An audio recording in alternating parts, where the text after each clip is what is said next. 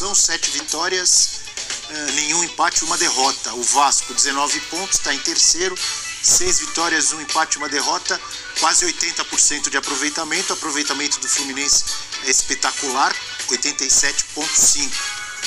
O Fluminense fez 10 gols e sofreu só 2, e esse tem sido um ponto muito exaltado pelo Abel Braga, né? Orgulho do Abelão. Orgulho do Abelão, poucos gols sofridos. O Vasco fez mais gols, mas também sofreu mais.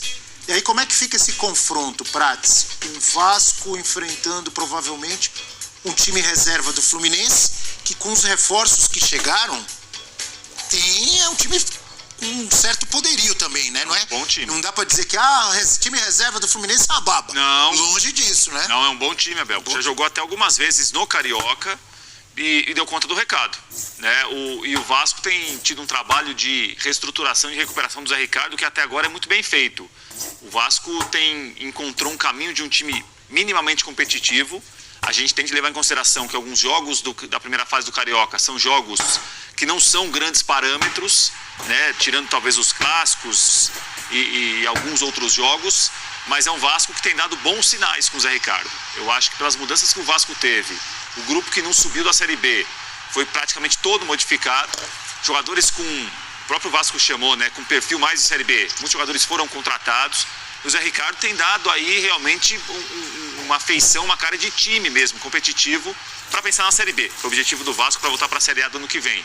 E o Fluminense, Abel, esse jogo contra o Milionários na terça-feira, para o Fluminense, o clássico contra o Vasco vira aí um jogo que, se o Fluminense pudesse evitar, ele evitaria, né? Porque o jogo para o Fluminense não é numa boa hora, né? Vale muito para quem não tem jogado, vale de novo como uma outra chance para quem hoje é reserva do time do Abel Braga. Do olho do Fluminense está na terça-feira. A atenção do Fluminense é avançar a próxima fase da Libertadores, que deve ser, de novo, uma fase complicada.